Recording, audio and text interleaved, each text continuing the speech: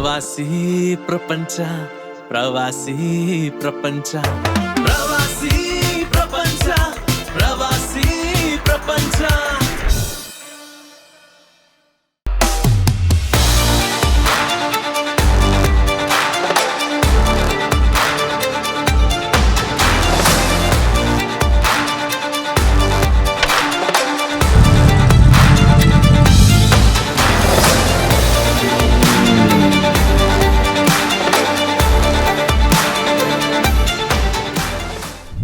Hello ನಮಸ್ಕಾರ ಎಲ್ರಿಗೂ, ಹೇಗಿದ್ದೀರಾ ಅಲ್ಲ? ನೀವೆಲ್ಲ ಸೂಪರ್ ಡೂಪರ್ ಆಗಿ ಇರ್ತೀರಾ ಬಿಡಿ. ಅರೆ ಇದೇನು ಪಾನ್ಸಲಿ ನೀನಿಲ್ಲಿ ಅಂತಿದ್ದೀರಾ? ವೇಟ್, ಹೇಳ್ತೀನಿ. ವಿಶ್ವವಾಣಿ ಪ್ರಿಂಟ್ ಮೀಡಿಯಾನಲ್ಲಿ ತನ್ನದೇ ಆದ ಛಾಪನ್ನು ಮೂಡಿಸಿ ಮುನ್ನುಗ್ತಾ ಇರುವಂತಹ ಪತ್ರಿಕೆ. ಇತ್ತೀಚೆಗೆ ಡಿಜಿಟಲ್ ಮೀಡಿಯಾನಲ್ಲಿ ಕೂಡ ಸಾಕಷ್ಟು ಸದ್ದು ಮಾಡ್ತಿರೋದನ್ನು ನೀವು ಗಮನಿಸಿದ್ದೀರಾ. ಈಗ ಆ ಕಿರೀಟಕ್ಕೆ ಮತ್ತೊಂದು ಹೊಸ ಗರಿ, ಪ್ರವಾಸಿ ಪ್ರಪಂಚ. ಹಾಗಾದರೆ ಯಾರನ್ನ ಕರಿಬೇಕು ಅಂತ ಯೋಚನೆ ಮಾಡ್ತಿರ್ಬೇಕಾದ್ರೆ ಹೊಳೆದಿದ್ದು ಯಾರು ಗೊತ್ತಾ? ಸ್ವಾತಿ.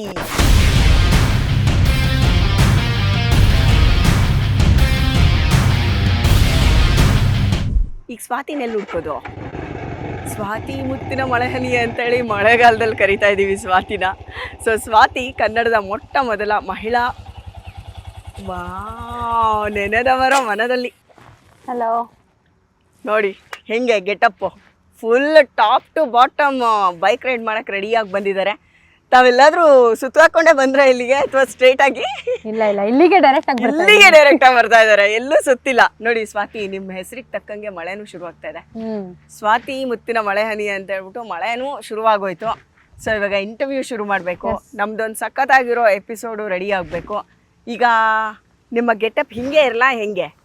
ಇಲ್ಲ, ಹೆಲ್ಮೆಟ್ ಬಿಚ್ಚಿದ್ರೆ ತಾನೇ ನಾನು ಯಾರು ಅಂತ ಜನಕ್ಕೆ ಗೊತ್ತಾಗ. ನೀವ್ ಯಾರು ಅಂತ ಎಲ್ಲರಿಗೂ ಗೊತ್ತಾಗ್ಬಿಟ್ಟಿದೆ ರೀ, ಎಲ್ಲರಿಗೂ ಗೊತ್ತಾಗ್ಬಿಟ್ಟಿದೆ. ನೀವು ಅಷ್ಟು ವರ್ಲ್ಡ್ ಫೇಮಸ್ ಆಗ್ಬಿಟ್ಟಿದೆ. ಏನಿಲ್ಲಪ್ಪ, ನಮ್ ಕರ್ನಾಟಕದಲ್ಲಿ ಫೇಮಸ್ ಆದ್ರೆ ಸಾಕು, ಇನ್ನು ವರ್ಲ್ಡ್ ಫೇಮಸ್ ಆಮೇಲೆ ನೋಡೋಣ.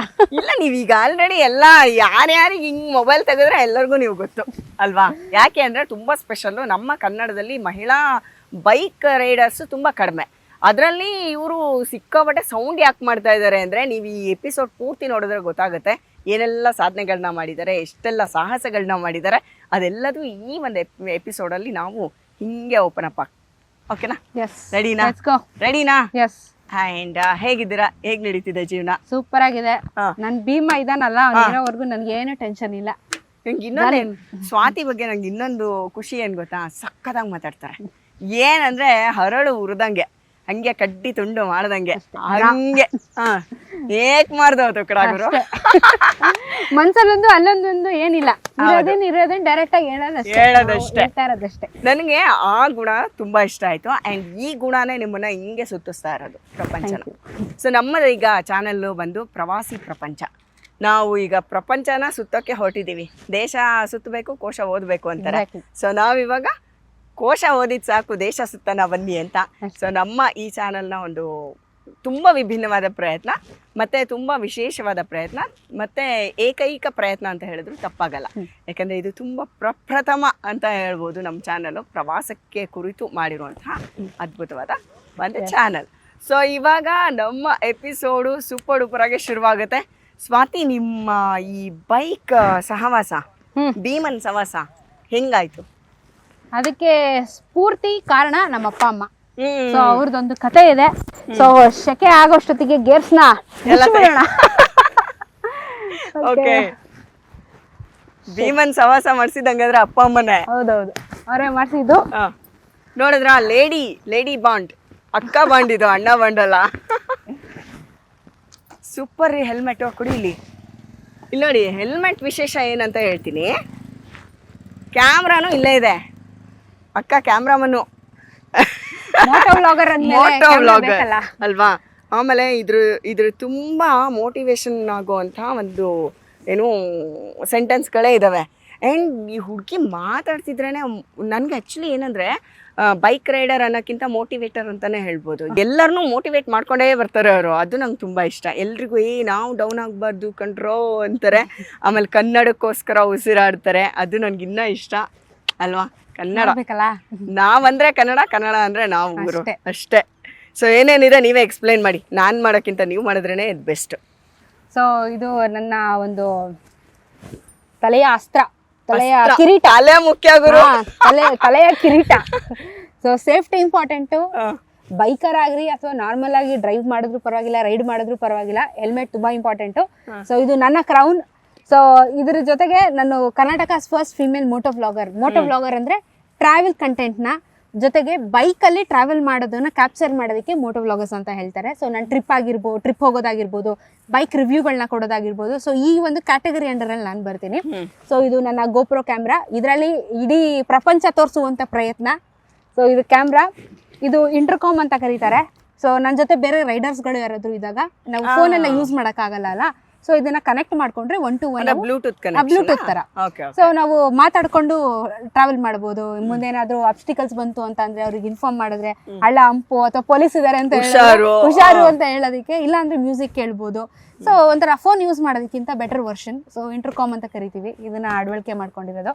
ಸೊ ಇದು ನನ್ನ ಕಿರೀಟ. ಎಸ್. ಈ ಭೀಮಾನು ಸೂಪರ್ ಆಗೇ ಇದಾನೆ. ಭೀಮಂಗೆ ಏನ್ ಗೊತ್ತಾ, ಇಲ್ಲಿ ಭೀಮನ್ಗೆ ನೋಡು ಲಡಾಖ್ಗೆಲ್ಲ ಹೋಗಿ ಬಂದಿರೋ ಸ್ಟಿಕ್ಕರ್ಸು, ಯಪ್ಪ ನೇಪಾಳ್ಗೆ ಹೋಗಿರೋ ಸ್ಟಿಕ್ಕರು, ಆ್ಯಂಡ್ ಕರ್ನಾಟಕ ಫಸ್ಟ್ ಮಿಡಲಲ್ಲಿದೆ.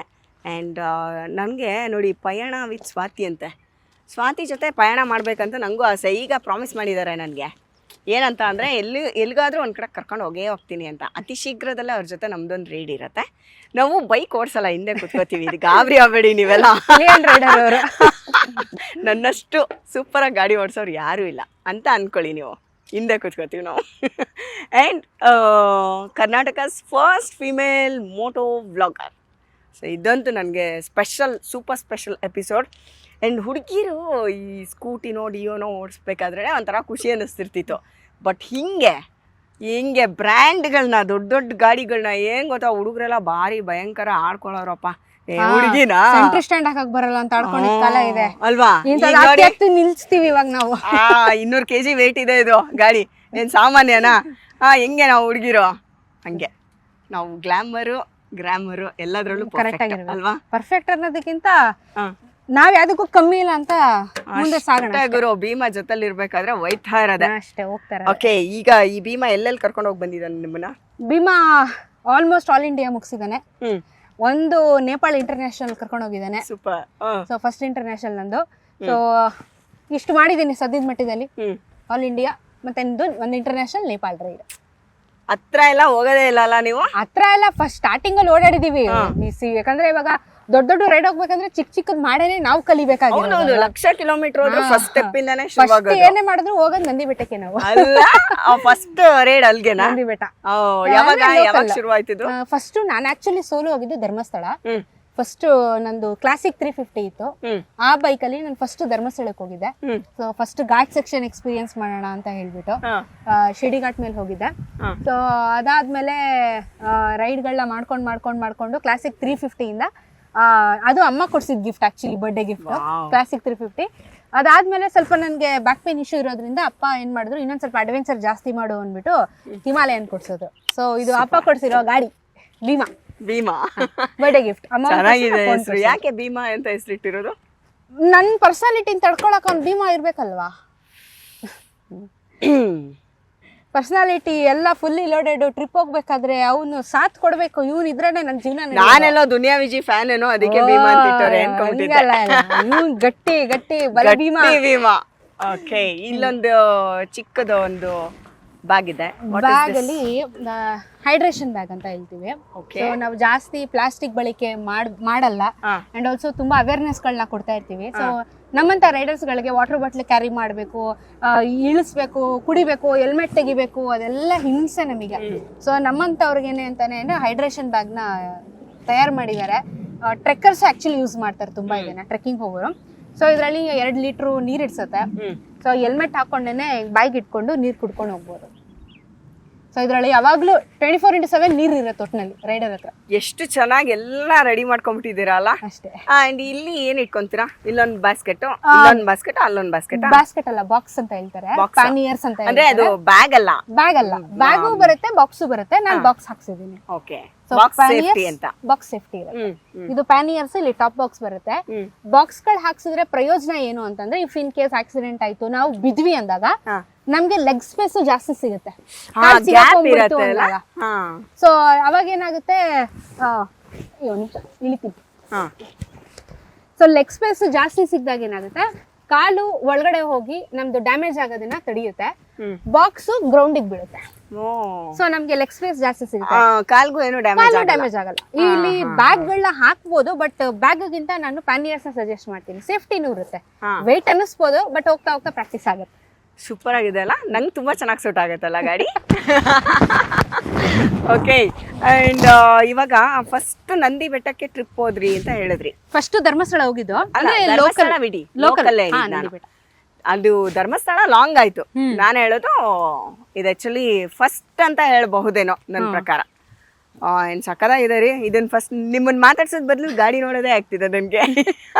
ಇದು ಕರ್ನಾಟಕ ಅಂತ ಬರೀ ಹಾಕೊಂಡಿದ್ದಾರೆ. ನಮ್ಮ ಹುಡುಗಿ ಯಾವಾಗ್ಲೂ ಕನ್ನಡದ ಹುಡುಗಿ, ಎಲ್ಲಿ ಹೋದ್ರು ಕನ್ನಡನ ಎಲ್ಲ ಕಡೆ ಅದರ ಕಂಪನ್ನ ಸೂಸ್ತಾ ಇರ್ತಾರೆ ಆ್ಯಂಡ್ ಪಸರಿಸ್ತಾ ಇರ್ತಾರೆ, ಕನ್ನಡದ ವರ್ಡಲ್ಲೇ ಹೇಳ್ಬೇಕು ಅಂತ. ಆಯ್ತಾ, ಆ್ಯಂಡ್ ಈ ಕನ್ನಡದ ಪ್ರೇಮ ಶುರುವಾಗಿದ್ದು ಎಲ್ಲಿಂದ, ಯಾವಾಗಿಂದ? ಯಾಕಂದ್ರೆ ಎಲ್ಲರೂ ಕನ್ನಡ ಮಾತಾಡ್ತೀವಿ, ಬಟ್ ಅದನ್ನ ಪ್ರೀತಿಸೋದು ಕೆಲವರು ಮಾತ್ರ. ಹೌದು. ಆಯ್ತಾ, ನಿಮಗೆ ಆ ಪ್ರೀತಿ ಶುರುವಾಗಿದ್ದೆಲ್ಲಿಂದ? ಅಂದ್ರೆ ಹುಟ್ಟಿ ಬೆಳೆದಿರೋದೆಲ್ಲ ನಾವು ಕರ್ನಾಟಕದವರು.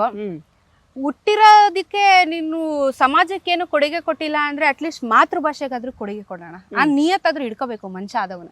ಬೇರೆ ಏನೇನೋ ಮಾಡ್ತಾ ಇರ್ತಾರೆ, ಬಂದಿರೋ ಬೇಸ್ನ ಮರ್ತೋಗ್ತಾರೆ. ಹೌದು, ಲೆವೆಲ್ ಅಂತ ಇಂಗ್ಲಿಷು ಹಿಂದಿ ಮಾತಾಡ್ತಾರೆ, ಬಂದಿರೋದ್ ಮನೇಲಿ ಇಂಗ್ಲಿಷು ಕನ್ನಡ, ಇಂಗ್ಲಿಷು ಹಿಂದಿಯಲ್ಲಿ ಮಾತಾಡಿದ್ರೆ ಮೆಟ್ಟಲ್ ಹೊಡಿತಾರೆ. ಕನ್ನಡದಲ್ಲಿ ತಾನೇ ಮನೇಲಿ ಮಾತಾಡ್ತೀರಾ, ಕನ್ನಡದಲ್ಲಿ ತಾನೇ ಮಾತಾಡ್ತೀರಾ, ಅದಕ್ಕೆ ಗೌರವ. ಅಪ್ಪ ಅಮ್ಮನ ಗೌರವ ಕೊಡ್ತೀರಾ ತಾನೇ, ಭಾಷೆಗೂ ಅಷ್ಟೇ ಗೌರವ ಕೊಡಬೇಕು. ಇವಾಗ ಬರ್ತಾ ಇರುವಂತ ಜನರೇಷನ್ ಸ್ಟೈಲು, ಅಫಿಷಿಯಲ್ಲು, ದುರಾಂಕಾರ, ಲೆವೆಲ್ಲು ಇದೆಲ್ಲ ಇದ್ದು ಏನಾಗ್ತಾಯಿದೆ, ಕನ್ನಡ ಭಾಷೆ ಅಳಿಸೋಗ್ತಾ ಇದೆ. ಸೊ ಕನ್ನಡದ ಬಗ್ಗೆ ನಮ್ಮಂಥ ಯೂತ್ಸ್ ಯಾರಿದ್ದಾರೆ ಎತ್ತಿಡಿಯುವಂಥ ಪ್ರಯತ್ನ ಮಾಡಿದ್ರೆ ಮುಂದಿನ ಜನ್ರೇಷನ್ಗೆ ಉಳ್ಕೊಳ್ಳುತ್ತೆ. ಇಲ್ಲ ಅಂದರೆ ನೆಕ್ಸ್ಟ್ ಜನ್ರೇಷನ್ಗೆ ಈ ಭಾಷೆ ಅಳಿಸೋಗುತ್ತೆ. ಸೊ ಅದ್ರ ಬಗ್ಗೆ ಅವೇರ್ನೆಸ್ನ ಹೇಳ್ತಾನೆ ಕೇಳಿದ್ರೆ ಕೇಳಿಸ್ಕೊಳ್ಳಿ, ಬಿಡ್ರಿ ನಾವು ಹೇಳ್ತೀವಿ ಅಷ್ಟೇ, ಓದೋದು ಓದ್ತೀವಿ, ನೀವು ಕೇಳಿಸ್ಕೊಡ್ರಿ ಅಷ್ಟೇ. ಅದ್ರ ಬಗ್ಗೆ ಅವೇರ್ನೆಸ್ ಕೊಡಬೇಕು. ಕನ್ನಡ ವಿಚಾರಗಳ ಬಗ್ಗೆ ಹೋರಾಟಗಳು ಆದಾಗ ಮುಂದೆ ಬಂದು ನಿಂತ್ಕೋಬೇಕು. ಆ ಸಂಘ ಈ ಸಂಘ ಅವರು ಇವರು ಅನ್ನೋದ್ರ ಬಗ್ಗೆ ಎಲ್ಲ ಚಿಂತೆ ಬಿಟ್ಬಿಟ್ಟು ಸ್ವಾಭಿಮಾನಿ ಕನ್ನಡಿಗ ಆಗಿ ಮುಂದೆ ಬಂದು ನಿಂತ್ಕೊಂಡು ಹೋರಾಟ ಮಾಡಬೇಕು. ಇನ್ನೊಬ್ರು ಕೇಳ್ತಾರೆ, ನೀವು ಅವ್ರ ಜೊತೆ ಹೋಗ್ತೀರಾ, ನಿಮ್ಗೆ ಎಷ್ಟು ದುಡ್ಡು ಸಿಗುತ್ತೆ? ದುಡ್ಡಿಗೋಸ್ಕರ ಕೆಲಸ ಮಾಡೋದಾಗಿದ್ರೆ ಬೇರೆ ಕೆಲಸ ಮಾಡೋದು. ದುಡ್ಡಿಗೋಸ್ಕರ ಹಿಂಗೆಲ್ಲ ಕೇಳ್ತಾರೆ. ಅವ್ರ ಜೊತೆ ಹೋಗ್ತೀರಾ, ಇವ್ರ ಜೊತೆ ಹೋಗ್ತೀರಾ, ದುಡ್ಡು ಕೊಡ್ತಾರ ನಿಮ್ಗೆ ಅಂತ. ದುಡ್ಡಿಗೆ ಬದುಕಿಲ್ಲ ನಾವು, ಅಭಿಮಾನಕ್ಕೆ ಸ್ವಾಭಿಮಾನ ಕನ್ನಡಿಗರು ನಾವೆಲ್ಲ.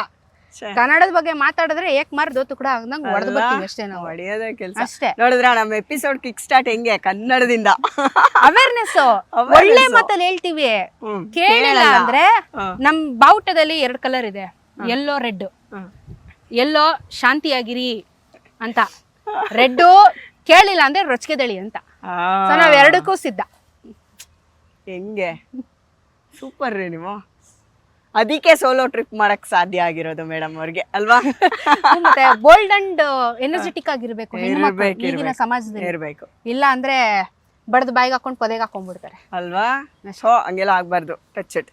ಓಕೆ, ಇವಾಗ ಇಷ್ಟೆಲ್ಲ ಡೆವಿಲ್ ಆಗಿ ಇರೋಕೆ ಕಾರಣ ಅಂಡ್ ಓದಿದ್ದು ಸ್ಕೂಲು, ಕಾಲೇಜು, ಕೆಲಸ, ಯಾರಾದ್ರೂ ಸೇಫ್ ಆಗಿ ರಿಲ್ಯಾಕ್ಸ್ ಆಗಿ ಅಯ್ಯೋ ಬಿಡಮ್ಮ 9 to 5 ಹೋಗಿ 1-2 ರಜಾ ತಗೊಂಡು ಆರಾಮಾಗಿ ಟೈಮ್ ಸ್ಪೆಂಡ್ ಮಾಡೋಣ, ಜೀವನ ಸುಖವಾಗಿರುತ್ತೆ ಅನ್ನೋ ಟೈಮಲ್ಲಿ ಅಕ್ಕ ಬೈಕ್ ಆರಿಸ್ಕೊಂಡ್ಬಿಟ್ಟವ್ರೆ.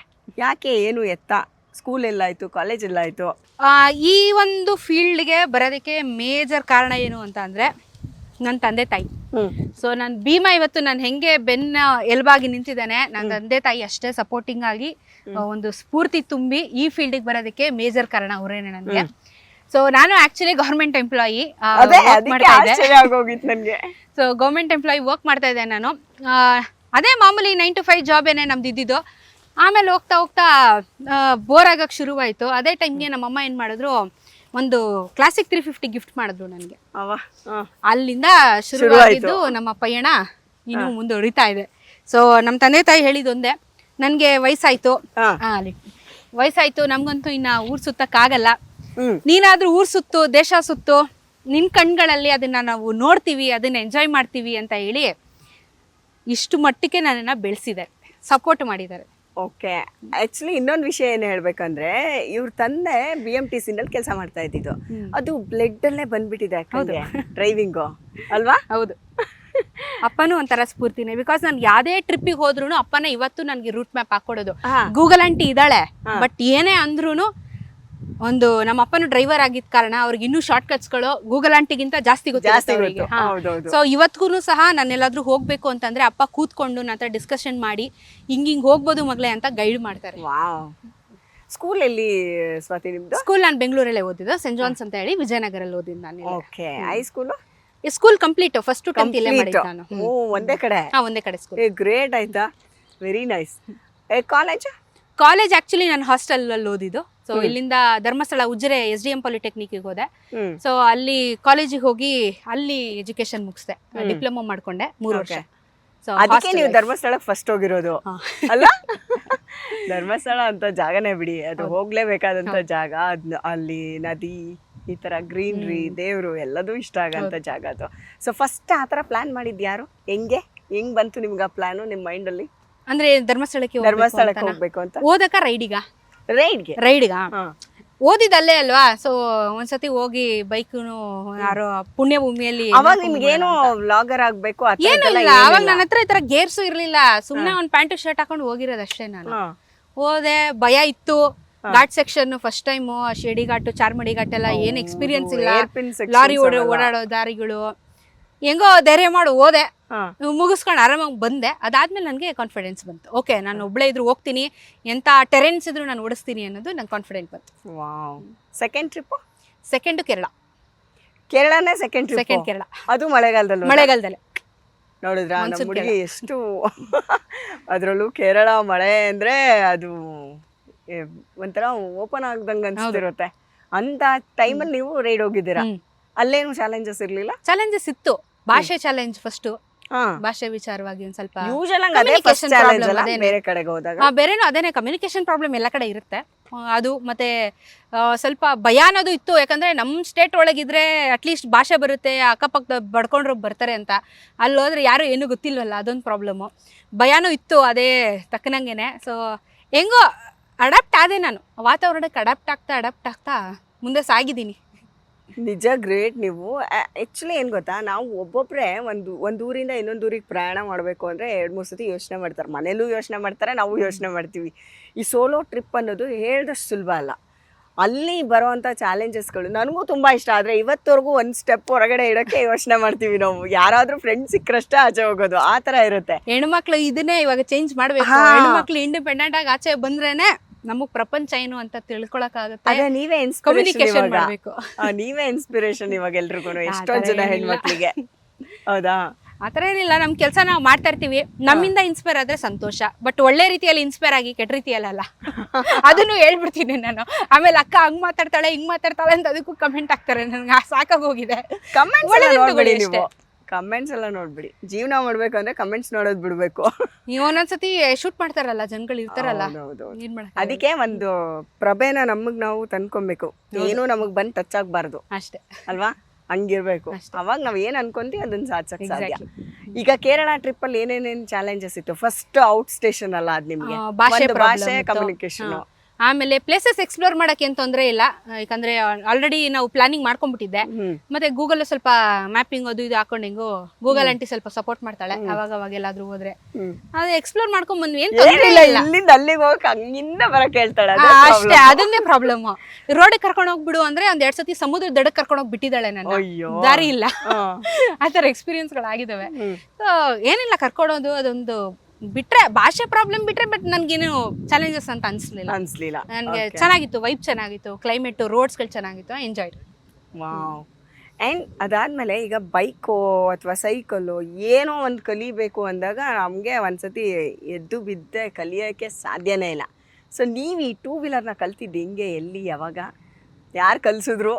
ನನ್ನ ಫ್ರೆಂಡ್ ಒಬ್ಬ ಜಗದೀಶ್ ಅಂತ ಇದ್ದ, ನಾವು ಕಾಲೇಜಲ್ಲಿ ಇದ್ದಾಗ. ಸೊ ಕಾಲೇಜ್ನ ಗ್ಯಾಪಲ್ಲಿ ಬಂಕ್ ಹಾಕ್ಬಿಟ್ಟು ನನ್ನ ಫ್ರೆಂಡ್ ಹತ್ರ ಅಪ್ಯಾಚಿ ಆರ್ ಇತ್ತು, ಅವಾಗ ಆರ್ ಅಪ್ಯಾಚಿ ಇತ್ತು. ಸೊ ಅವನು ಸ್ವಲ್ಪ ಹೇಳ್ಕೊಟ್ಟ, ಹಿಂಗೆ ಓಡಿಸು ಮಚ್ಚ ಅಂತ. ಅವಾಗ ಬೈಕ್ ಬಗ್ಗೆ ನನಗೇನು ಗೊತ್ತಿಲ್ಲ, ನಾನು ತಗೋತೀನಿ ಅನ್ನೋದು ನನಗೆ ಮುಂದಕ್ಕೆ ನನಗೇನು ಗೊತ್ತಿಲ್ಲ. ಸುಮ್ಮನೆ ಆವಾಗಲೇ ಓಡಿಸೋದು ಕಾಲೇಜಲ್ಲಿ. ಸೊ ಸುಮ್ಮನೆ ಹಂಗೆ ಓಡಿಸೋದನ್ನ ಒಂದು ಚೂರು ಹೇಳ್ಕೊಡ್ತಾ ಇದ್ದ. ಮತ್ತೆ ಕಲಿತೆ. ಆಮೇಲೆ ಬೆಂಗಳೂರಿಗೆ ಬಂದಮೇಲೆ ಬೈಕ್ನೇ ತಗೊಂಡ್ಮೇಲೆ ಮತ್ತೆ ಅದರಲ್ಲೇ ಪ್ರಾಕ್ಟೀಸ್ ಮಾಡಿ ಅದರಲ್ಲೇ ಕಲ್ತ್ಬಿಟ್ಟೆ. ಅವ ಸೊ ನೀವೇ ಕಲ್ತು ನೀವೇ ಆಮೇಲೆ ಎಕ್ಸ್ಟ್ರಾ ಎಲ್ಲ ಫಿಟ್ಟಿಂಗ್ಸು ನೀವೇ ಮಾಡ್ಕೊಂಡಿರೋದು? ನಾನೇ ಮಾಡ್ಕೊಂಡಿದ್ದೆ. ಸೂಪರ್ ರೀ ನೀವು. ಸೊ ಈಗ ಜಗದೀಶಂಗೆ ಒಂದು ಥ್ಯಾಂಕ್ಸ್ ಹೇಳ್ಬೇಕಲ್ಲ, ಇಷ್ಟು ಚೆನ್ನಾಗಿ ಗೇರ್ ಹಾಕೋದು ಹೇಳ್ಕೊಟ್ಟವ್ರೆ ಗಾಡಿಗೆ. ಯಾವಾಗಲೂ ಥ್ಯಾಂಕ್ಸ್ ಜಗ್ಗುಗೆ ಅಲ್ಲ.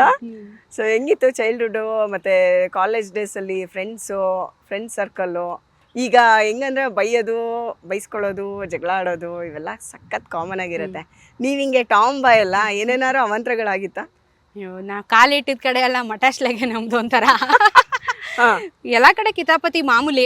ಅಂಡ್ ಆಲ್ಸೋ ಹಾಸ್ಟೆಲ್ ಲೈಫ್ ಅಲ್ವಾ, ಸ್ವಲ್ಪ ಎಲ್ಲರಿಗಿಂತ ಸ್ವಲ್ಪ ಸ್ಟ್ರಾಂಗು ಮಾತಾಡೋದ್ರಲ್ಲಿ, ಆವಾಜ್ ಹಾಕೋದ್ರಲ್ಲಿ, ಎಲ್ಲಾದ್ರಲ್ಲೂ.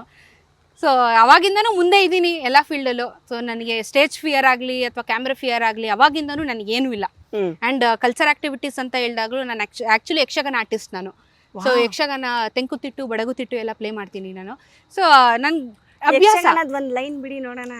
ತುಂಬಾ ಲಾಂಗ್ ಆಗೋಯ್ತು ಇವಾಗ. ಒಂಚೂರು ನೆನ್ಪಿಲ್ವಾ?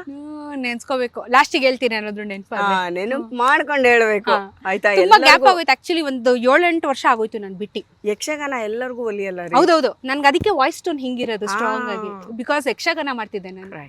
ಮಾಡೋದೆಲ್ಲ ಬರೀ ವಿಲನ್ ಕ್ಯಾರೆಕ್ಟರ್ ನಾನು. ಗಂಡಸರ ಪಾತ್ರ, ಹೆಂಗಸರ ಪಾತ್ರ ಒಬ್ರು ಕೊಡ್ತಾ ಇರ್ಲಿಲ್ಲ ನನಗೆ. ಅದ್ ನೋಡಿ, ಯಕ್ಷಗಾನದಲ್ಲಿ ಹುಡುಗಿರ್ ಪಾತ್ರ ಎಲ್ಲ ಹುಡುಗರೇ ಮಾಡೋದು, ಹುಡುಗರ ಪಾತ್ರ ಎಲ್ಲ ಹುಡುಗಿರೇ ಮಾಡೋದು. ಅದ್ ಒಂದೇ ಕಡೆ ಚಾನ್ಸ್ ಸಿಗೋದು ಎಲ್ಲರಿಗೂ ಅಲ್ವಾ?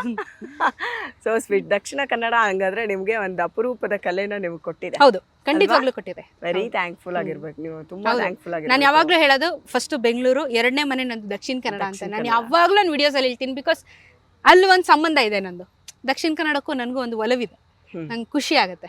ಸೊ ಟ್ರಾವೆಲ್ ಮಾಡಿದಾಗೆಲ್ಲ ಖುಷಿ ನನಗೆ. ಈ ಟ್ರಾವೆಲ್ ಮಾಡ್ತಾ ಮಾಡ್ತಾ ಮಾಡ್ತಾ ಇಡೀ ದೇಶ ಸುತ್ತಿದ್ದೀರಲ್ಲ, ಯಾವ್ಯಾವ ರಾಜ್ಯ ನಿಮಗೆ ಪ್ಲಸ್ ಅನ್ನಿಸ್ತು, ಯಾವ್ಯಾವ ರಾಜ್ಯ ನಿಮಗೆ ಅಯ್ಯೋ ಇದಿನ್ನೂ ಇಂಪ್ರೂವ್ ಆಗಬೇಕು ಅಂತ ಅನ್ನಿಸ್ತು? ಮೈನಸ್ ಅಂತ ಹೇಳೋದು ಬೇಡ, ತುಂಬಾ ಏನೋ ಇನ್ನೂ ಅದು ಕಲಿಯೋದು ತುಂಬಾ ಇದೆ ಇಲ್ಲಿ, ಅಥವಾ ಇಲ್ಲೇನೋ ಸರಿ ಇಲ್ಲ ಅಂತ ಅನ್ಸಿದ್ದು ಯಾವ್ದ್ಯಾವ್ದು?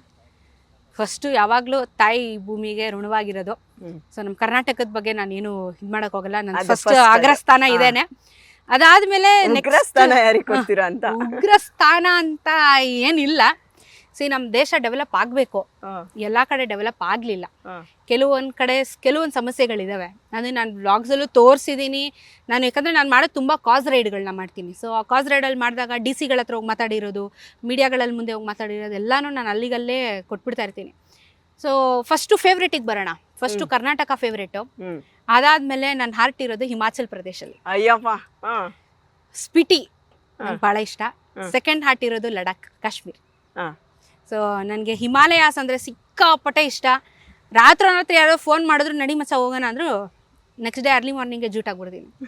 1000 ಸತಿ ನೋಡಿದ್ರು ನನಗೆ ಅದು ಸ್ಯಾಟಿಸ್ಫೈ ಆಗದೇ ಇಲ್ಲ. ಅಲ್ಲೇ ಕುತ್ಕೋಬೇಕು, ಅದೇ ಜೀವನ ಅನ್ಸುತ್ತೆ ನನಗೆ. So Himalayas R my most favourite part. I am not A beach person, ನಾನು ಸಮುದ್ರದ ಪರ್ಸನ್ ಅಲ್ಲ. ನಾನು ಬರೀ ಬೆಟ್ಟ ಕಾಡುಗಳ ಪರ್ಸನ್, ಬೆಟ್ಟ ಗುಡ್ಡ ಪರ್ಸನ್ ನಾನು. ಸೊ ಅದು ಫಸ್ಟ್ 2 ಫೇವ್ರೆಟ್ ನನಗೆ. ಕರ್ನಾಟಕ ಬಿಟ್ಟು ಅದು ನೆಕ್ಸ್ಟ್ ಅದ ಬರುತ್ತೆ. ತುಂಬ ಇಷ್ಟ ಇಲ್ಲ ಅಂತ ಹೇಳೋದು, ತುಂಬ ಇಷ್ಟ ಇಲ್ಲ ಅಂತ ಏನಿಲ್ಲ. ಬಟ್ ನನಗೆ ಸ್ವಲ್ಪ ಬೇಜಾರಾಗಿದ್ದು ನನ್ನ ರೈಡಲ್ಲಿ ಎಕ್ಸ್ಪೀರಿಯನ್ಸ್ ಪ್ರಕಾರ ಉತ್ತರ ಪ್ರದೇಶ ಇಷ್ಟ ಇಲ್ಲ. ಬಿಕಾಸ್ ಅಲ್ಲಿ ಕೆಲವೊಂದಷ್ಟು ಆಕ್ಸಿಡೆಂಟ್ಗಳಾಯಿತು, ಮತ್ತು ಜನದ ವರ್ತನೆಗಳು ನಂಗೆ ಇಷ್ಟ ಆಗಲಿಲ್ಲ. ಸೊ ಎಕ್ಸ್ಪೀರಿಯನ್ಸ್ ಮೇಲೆ ನನಗೆ UP ಓಕೆ ಆವ್ರೇಜ್ ಅಂತ ಹೇಳ್ಬೋದು. ಅದು ಬಿಟ್ಟರೆ ಬೇರೆ ಏನೂ ತೊಂದರೆ ಇಲ್ಲ, ಎಲ್ಲ ಇಷ್ಟ ನನಗೆ. ಓಕೆ, ಈಗ ರೈಡ್ ಹೋಗ್ಬೇಕಾದ್ರೆ ನಾವು ಮಾಮೂಲಾಗಿ ಒಂದು 200 ಕಿಲೋಮೀಟ್ರ್ ಹೋಗ್ತೀವಿ ಅಂದ್ರೇ ಆ ಜರ್ನಿ ತುಂಬ ಟಫ್ ಆಗಿರುತ್ತೋ ಅಥವಾ ಹೆಂಗಿರುತ್ತೋ ನಮ್ಗೆ ಗೊತ್ತಿರಲ್ಲ.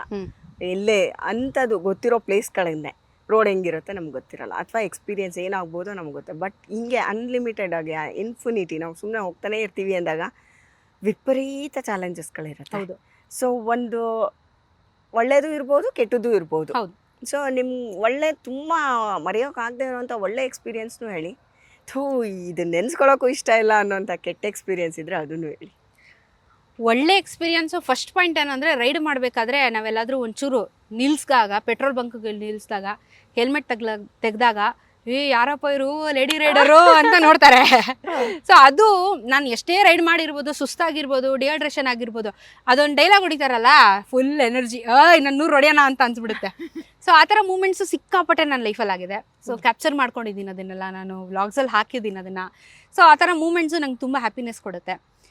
ಮತ್ತು ಜನ ಇಫ್ ಇನ್ ಕೇಸ್ ನಾವು ಯಾವುದಾದ್ರು ಗೊತ್ತಿಲ್ಲದಿರೋ ಸ್ಟೇಟ್ಗಳಿಗೆ ಹೋದ್ವಿ, ಏನಾದರೂ ಒಂದು ಕಾಸ್ ರೈಡ್ನ ಮಾಡ್ತಾಯಿದ್ದೀನಿ ನಾನು ಅಂತ ಹೇಳಿದಾಗ ಜನ ನಾವು ಹೋಗಿ ಪಬ್ಲಿಕ್ಕಲ್ಲಿ ನಾವು ಅವೇರ್ನೆಸ್ನ ಸ್ಪ್ರೆಡ್ ಮಾಡ್ತೀನಿ. ಪಬ್ಲಿಕಲ್ಲಿ ನಿಂತ್ಕೊಂಡು ಅವೇರ್ನೆಸ್ ಸ್ಪ್ರೆಡ್ ಮಾಡಬೇಕಾದ್ರೆ ಯಾರಾದರೂ ದೊಡ್ಡ ಮನುಷ್ಯರು ಹೋಗ್ತಾರೆ, ಇಲ್ಲ MLAಗಳು ಯಾರಾದರೂ ಪಾಸ್ ಆಗ್ತಿದೆ, ಗಾಡಿ ನಿಲ್ಲಿಸಿ ಬಂದು ನಂತರ ಗ್ರೀಟ್ ಮಾಡಿ ಅವ್ರ ಮನೆ ಕರೆದು ಊಟ ಕೊಟ್ಟು ಸ್ಟೇಗೆಲ್ಲ ಅರೇಂಜ್ ಮಾಡಿಕೊಟ್ಟು ಆ ಥರ ಎಕ್ಸ್ಪೀರಿಯನ್ಸ್ಗಳು ತುಂಬ ಇದ್ದಾವೆ ನನಗೆ.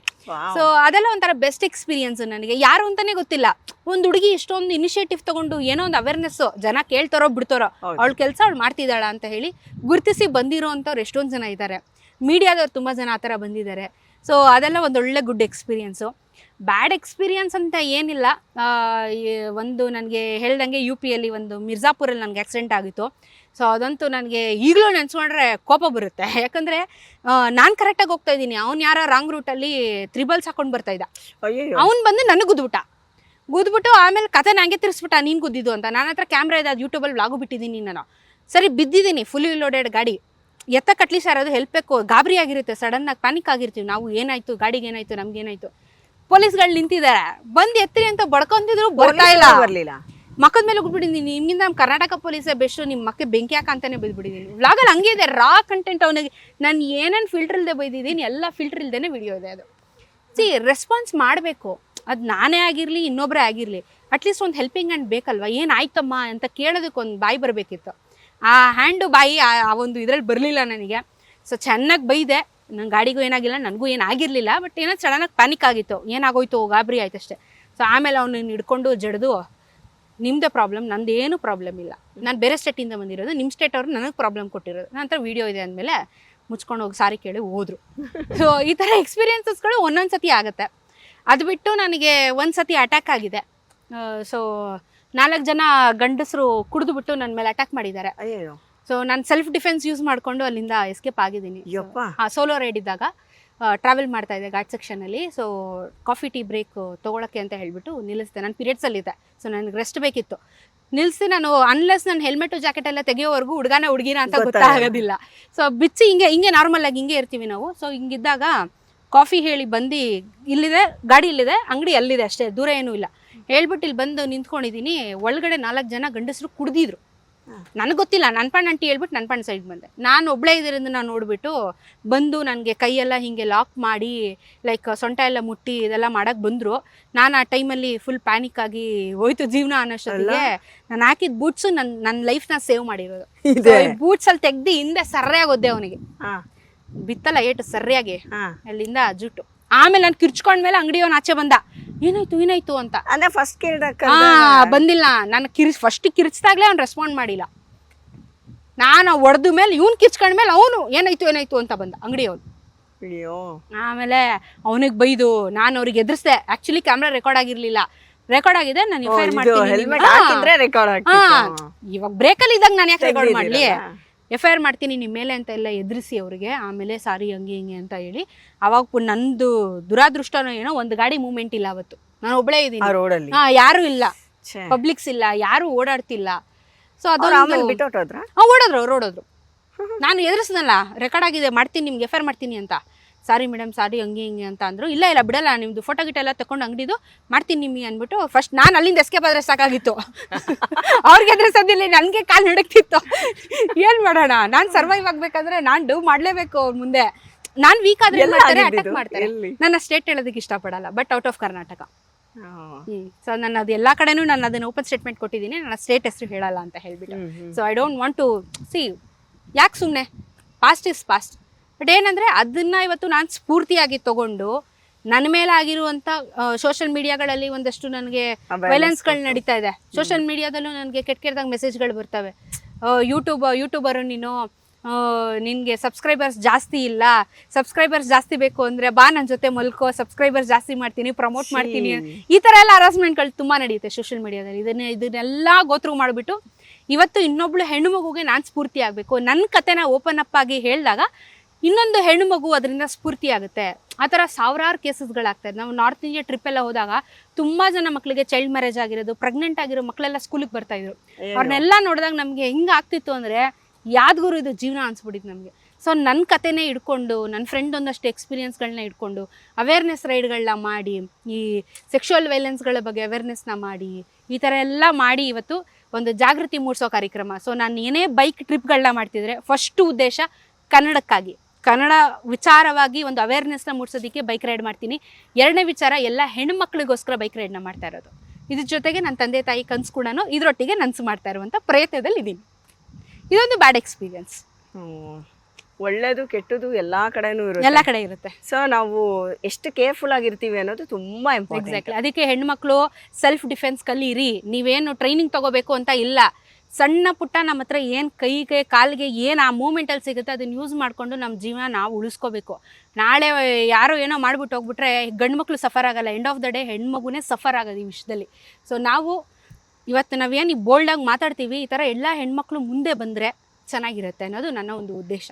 ಓಪನ್ ಅಪ್ ಆಗಿ, ಸಾವಿರಾರು ಕೇಸಸ್ಗಳಿರ್ತವೆ ಮೀಡಿಯಾಗಳ ಮುಂದೆ. ಮೀಡಿಯಾದವ್ರಿಗೆ ಪೊಲಿಟಿಕ್ಸ್ ಬಿಟ್ಟರೆ ಬೇರೆ ಏನು ಸಿಗಲ್ಲ, ಒಳ್ಳೆ ವಿಚಾರ ಅವ್ರು ತೋರಿಸಲ್ಲ.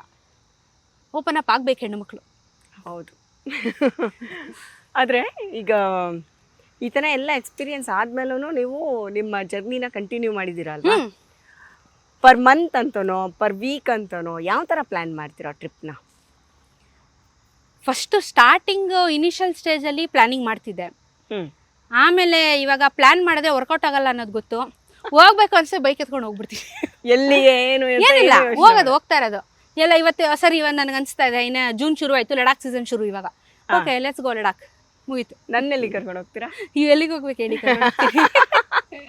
ಇಲ್ಲ, ಒನ್ ಟ್ರಿಪ್ ಬರ್ಲೇಬೇಕು ನಿಮ್ಗೆ. ಖಂಡಿತ. ಹೆಂಗಿರತ್ತೆ ಅದ್ ರೈಡು ಅಂತೆಲ್ಲ ನೋಡ್ಬೇಕು. ಪಕ್ಕಾ ಲೋಕಲ್ ಎಕ್ಸ್ಪೀರಿಯನ್ಸ್ ನನ್ನ ಜೊತೆ ಬಂದ್ರೆ. ಹೌದೌದು. ಈಗ ನಾನು ನೋಡಿದೆ ಆಕ್ಚುಲಿ, ಈಗ ಬರ್ಬೇಕಾದ್ರೆ ಅದೆಲ್ಲ ಆಯ್ತು ನನಗೆ. ಬೆಂಗಳೂರೆಲ್ಲ ತೋರಿಸಿದ್ರು. ಟ್ರಾವೆಲರ್ ಏನ್ ಗೊತ್ತಾ, ಆಸ್ ಎ ಟ್ರಾವೆಲರ್ ನಾವು ಎಲ್ಲಾ ಸೀಸನ್ಗೂ ಹೊಂದ್ಕೋಬೇಕು, ಎಲ್ಲಾ ಫುಡ್ಡಿಗೆ ಅಡ್ಜಸ್ಟ್ ಆಗಬೇಕು. ಸ್ವಲ್ಪ ಹೈ ಎಂಡ್ನ ನಾವು ಓಕೆ ದುಡ್ಡಿರೋರು ಮಾಡ್ಕೊಳ್ಳಿ, ನಮ್ಮಂತ ಮಿಡಲ್ ಕ್ಲಾಸ್ ಅವ್ರು ಏನು ಮಾಡ್ತೀವಿ, ನಮ್ಮ ಬಜೆಟ್ ಎಷ್ಟಿದೆ ಅಷ್ಟರೊಳಗಡೆ. ನನಗೆ ಅದೇ ವಿಷಯಕ್ಕೆ ಬರ್ತಿದೆ. ಈಗ ಈ ಥರ ಟ್ರಿಪ್ ಪ್ಲಾನ್ಸ್ ಆಗದೆ ಇರೋದು ಅದು ಸೆಕೆಂಡರಿ. ಬಟ್ ನಾವೆಲ್ಲ ಹೋಗ್ತೀವಿ ಸೋಲೋ ಟ್ರಿಪ್ ಅಂದಾಗ ಎಲ್ಲಾ ಕಡೆನೂ ನಮ್ಗೆಲ್ಲಾ ಫೆಸಿಲಿಟೀಸು ಸಿಗಲ್ಲ. ಎಲ್ಲೋ ಒಂದ್ ಕಡೆ ಕತ್ಲಾಗ್ಬಿಡುತ್ತೆ. ಎಷ್ಟು ದೂರ ಅಂತ ಕತ್ಲಲ್ಲಿ ಹೋಗೋದು, ಸ್ಟ್ರೇನ್ ಆಗುತ್ತೆ, ರೆಸ್ಟ್ ಬೇಕೇ ಬೇಕು. ಅಂಥ ಟೈಮಲ್ಲೆಲ್ಲ ಎಲ್ಲಿ ಹೆಂಗೆ ಅರೇಂಜ್ ಮಾಡ್ಕೋತೀರಾ? ನಿಯರೆಸ್ಟ್ ಪ್ಲೇಸಲ್ಲಿ ಫಸ್ಟೇ ನಿಲ್ಸ್ಕೊತೀರಾ ಅಥವಾ ಇರೋ ಜಾಗದಲ್ಲೇ ಯಾವತ್ತಾದ್ರೂ ಉಳ್ಕೊಂಡಿರೋಂಥ ಎಕ್ಸ್ಪೀರಿಯನ್ಸ್ ಆಗಿದೆಯಾ? ಸೊ ನಮ್ಮದು ಪ್ಲ್ಯಾನಿಂಗ್ ಹೆಂಗಿರುತ್ತೆ ಬೈಕ್ ರೈಡ್ ಮಾಡಬೇಕಾದ್ರೆ ಅಂದರೆ, ಯೂಶಲಿ ಅರ್ಲಿ ಮಾರ್ನಿಂಗ್ ಶುರು ಮಾಡ್ತೀವಿ. 4 o'clock 5 o'clock ಅರ್ಲಿ, ಅಷ್ಟು ಅರ್ಲಿ ಆಗುತ್ತೆ ಅಷ್ಟು ಅರ್ಲಿ ಪಾಸಿಬಲ್ ಶುರು ಮಾಡಿದ್ರೆ 6 ಗಂಟೆ ಒಳಗಡೆ ನಾವು ರ್ಯಾಪ್ ಅಪ್ ಮಾಡಿಬಿಡ್ತೀವಿ. ಆಫ್ಟರ್ ನೈಟ್ ನಾವು ಗಾಡಿ ಓಡಿಸಲ್ಲ. ಬಿಕಾಸ್ ಒಂದು ಕತ್ಲೆಯಲ್ಲಿ ರಿಸ್ಕ್ ಯಾಕೆ, ಮತ್ತು ಕ್ಲೈಮೇಟ್ ಡಿಸಾಸ್ಟರ್ ಸಡನ್ ಆಗಿ ಮಳೆ ಬಂದರೆ ಇನ್ನೊಂದು ತಲೆನೋವು, ಮತ್ತು ಎಲ್ಲಿರ್ತೀವೋ ಘಾಟ್ ಸೆಕ್ಷನಲ್ಲಿ ಇರ್ತೀವೋ ಹೈವೇಲೇ ಇರ್ತೀವೋ ನಮಗೆ ಗೊತ್ತಿಲ್ಲ. ಸೊ ಎಲ್ಲೇ ಇದ್ದರೂ ನಮಗೆ ಕನ್ವೀನಿಯೆಂಟು ಸಿಟಿ ಸೆಂಟ್ರಲ್ಲಿ ಇದ್ದೀವಿ ಅಥವಾ ಎಲ್ಲೋ ಹೈವೇಲಿ ಇದ್ದೀವಿ ಅಂದಾಗೆ 6 ಗಂಟೆ 6:30 ಮ್ಯಾಕ್ಸಿಮಮ್ ರ್ಯಾಪ್ ಅಪ್ ಮಾಡಿಬಿಡ್ತೀವಿ. ಆ ಕಡೆ ಹೋಟೆಲ್ ಇರ್ತವೆ, ಲಾಡ್ಜ್ಗಳಿರ್ತವೆ, ಸ್ವಲ್ಪ ಸೇಫ್ಟಿ ಎಲ್ಲ ಅನಿಸುತ್ತೆ, ಸ್ವಲ್ಪ ಜನ ಜಾಸ್ತಿ ಎಲ್ಲಿದ್ದಾರೆ. ಗಾಡಿ ಪಾರ್ಕಿಂಗ್ ಬಹಳ ಮುಖ್ಯ, ಗಾಡಿ ಸೇಫಾಗಿರ್ಬೇಕು ನಮಗೆ. ಸೊ ಕರೆಕ್ಟಾಗಿರುವಂಥ ಜಾಗನ ನೋಡಿ ಗಾಡಿ ಪಾರ್ಕ್ ಮಾಡಿ ಎಲ್ಲಿ ರೂಮ್ಗಳು ಸಿಗುತ್ತೋ ಅಲ್ಲಿಗೆ ಹೋಗಿ ಮಲ್ಕೋತೀವಿ.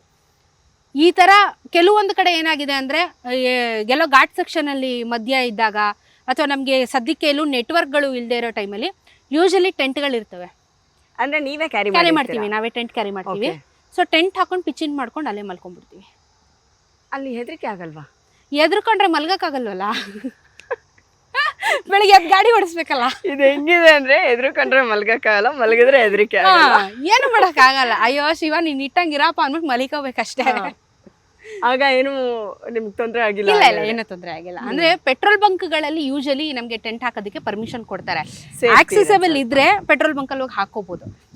ಎಲ್ಲೋ ದೂರ ಇದೆ ನಾವು ಹೋಗೋಕ್ಕಾಗಲ್ಲ ಅಂತ ಹೇಳಿದ್ರೆ ಎಲ್ಲಾದರೂ ಒಳ್ಳೆ ಕಡೆ ನೋಡಿಕೊಂಡು ಸ್ವಲ್ಪ ಅಟ್ಲೀಸ್ಟ್ ಸ್ಟ್ರೀಟ್ ಲೈಟ್ ಇರೋ ಕಡೆ ಪಿಚ್ಚಿನ್ ಮಾಡಿಕೊಂಡು ಮಾಡ್ತೀವಿ. ಒಂದೊಂದ್ಸತಿ ಏನು ಮಾಡ್ತಾರೆ, ಯಾರೋ ಕ್ಯೂರಿಯಾಸಿಟಿಯಲ್ಲಿ ಜಿಪ್ಪೆಲ್ಲ ತೆಗ್ದಿರೋದಿದೆ ನಮ್ಮದು, ಟೆಂಟ್ದು ಜಿಪ್ ತೆಗೆದು ಬಿಡ್ತಾರೆ. ಏನಿದು ಅಂತ ಗೊತ್ತಿರಲ್ಲ, ಜಿಪ್ ತೆಗೆದು ಬಿಡ್ತಾರೆ. ಸ್ವಲ್ಪ ಗಾಬರಿ ಆಗ್ಬಿಡುತ್ತೆ, ಯಾರಪ್ಪ ಇದು ಏನಿದು ಜಿಪ್ ತೆಗೆದುಬಿಟ್ರು ಅಂತ. ಏನು ಅಂತ ತೊಂದರೆ ಏನಿಲ್ಲ, ಬಟ್ ಅದು ಸ್ವಲ್ಪ ನೋಡಿಕೊಂಡು ಬೆಳಕಿರೋ ಕಡೆ ಸ್ವಲ್ಪ ಪಿಚ್ಚಿನ್ ಮಾಡಿದ್ರೆ ಒಳ್ಳೇದು. ಅಟ್ಲೀಸ್ಟ್ ಸ್ವಲ್ಪ ಓಡಾಡ್ತಿದ್ರೆ ಜನ ಅಟ್ಲೀಸ್ಟ್ ಯಾರೋ ಇದ್ದಾರೆ ಇಲ್ಲಿ ಅಂತ ಗುರ್ತಿಗೆ ಸಿಗುತ್ತೆ ಎಮರ್ಜೆನ್ಸಿ ಕೇಸಸಲ್ಲಿ. ಇದೆಲ್ಲ ಎಕ್ಸ್ಪೀರಿಯನ್ಸ್ ಮಾಡಿದ್ದೀನಿ. 5 ಸ್ಟಾರು ನೋಡಿದ್ದೀನಿ, ಲೋಕಲ್ಲು ನೋಡಿದ್ದೀನಿ, ಫುಟ್ಪಾತ್ ನೋಡಿದ್ದೀನಿ. ಅಯ್ಯೋ, ಏನೋ ಉಳಿಸೇ ಇಲ್ಲ. ನಮ್ಮ ಈ ಪ್ರವಾಸಿ ಪ್ರಪಂಚದಲ್ಲಿ ಈಗ ಸೋಲೋ ಟ್ರಿಪ್ ಹೋಗ್ತಿರೋ, ಹೆಂಗೆ ಹೋಗ್ತಿರೋ, ಯಾರು ಹೆಂಗೆ ಪ್ರಪಂಚನ ಸುತ್ತಿರೋ ಗೊತ್ತಿಲ್ಲ. ಅವ್ರಿಗೊಂದು ಕಿವಿ ಮಾತು ಹೇಳಬೇಕು ಅಂದರೆ ಏನು ಹೇಳಕ್ಕೆ ಇಷ್ಟಪಡ್ತೀರೋ? ಫಸ್ಟು ಗಂಡ್ಮಕ್ಳ ಬಗ್ಗೆ ನಾನೇನು ಮಾತಾಡಲ್ಲ, ಬಿಕಾಸ್ ಅವ್ರು ಬೋಲ್ಡ್ ಎನಫ್, ಪ್ರಪಂಚ ಗೊತ್ತಿದೆ. ಸೊ ನನ್ನ ಉದ್ದೇಶ ಇರೋದು ಹೆಣ್ಮಕ್ಳನ್ನ ಸ್ವಲ್ಪ ಸ್ಟ್ರಾಂಗಾಗಿ ಮಾಡಬೇಕು ಅನ್ನೋ ಒಂದು ಉದ್ದೇಶ. ಸೊ ನೀವು ಎಷ್ಟು ಬೋಲ್ಡ್ ಆಗಿರ್ತೀರಾ, ಎಲ್ಲ ವಿಷಯದಲ್ಲೂ ಬೋಲ್ಡ್ ಆಗಿರಬೇಕು ಅಂತ ಹೇಳ್ತಿಲ್ಲ. ಮನೇಲಿ ಗಂಡಂಗೆ ಹೊಡೀರಿ, ನಿಮ್ಮ ಅತ್ತೆ ಬಾಬಂಗೆ ಹೊಡೀರಿ ಅಂತ ನಾನು ಹೇಳ್ತಿಲ್ಲ. ಆಚೆ ಸಮಾಜದಲ್ಲಿ ಆಚೆ ಬಂದಾಗ ಸ್ವಲ್ಪ ಸ್ಟ್ರಾಂಗ್ ಆಗಿರಿ ಅಂತ ಹೇಳ್ತಿರೋದು ನಾನು. ಸೊ ಕೆಲವರು ಯಾರೋ ಗೊತ್ತಿಲ್ಲದಿರೋ ಸಡನ್ನಾಗಿ ಬಂದು ಅಪ್ರೋಚ್ ಮಾಡ್ತಾರೆ ಮಾತಾಡ್ಸೋದಕ್ಕೆ. ಅವ್ರು ಒಳ್ಳೆಯವರೇ ಇರ್ಬೋದು, ಕೆಟ್ಟವರು ಇರ್ಬೋದು. ಕೆಟ್ಟವರಿದ್ದಾಗ ಯಾವ ಥರ ಮಾತಾಡಬೇಕು, ಒಳ್ಳೆಯವರು ಇದ್ದಾಗ ಯಾವ ಥರ ಮಾತಾಡಬೇಕು ಅನ್ನೋದ್ರ ಬಗ್ಗೆ ಸ್ವಲ್ಪ ನಾಲೆಜ್ ಇಟ್ಕೊಳ್ಳಿ. ಸ್ವಲ್ಪ ಸೆಲ್ಫ್ ಡಿಫೆನ್ಸ್ ಕಲ್ತ್ಕೊಳ್ಳಿ. ಧೈರ್ಯವಾಗಿ ಮಾತಾಡಿ, ಹೆದರ್ಕೋಬೇಡಿ. ಫಸ್ಟು ಹೆದರ್ಕೊಂಡಷ್ಟು ನಿಮ್ಮನ್ನು ತುಳಿತಾರೆ ಜನ, ಅಷ್ಟೇ ಆಗೋದು. ಸೊ ಬೋಲ್ಡ್ ಆಗಿರಿ, ಎಷ್ಟಾಗುತ್ತಷ್ಟು ಮಾತಾಡಿ, ಸ್ವಲ್ಪ ಎಲ್ಲರ ಹತ್ರ ಚೆನ್ನಾಗಿರಿ, ಸ್ಟ್ರಾಂಗ್ ಆಗಿರಿ ಅಷ್ಟೇ.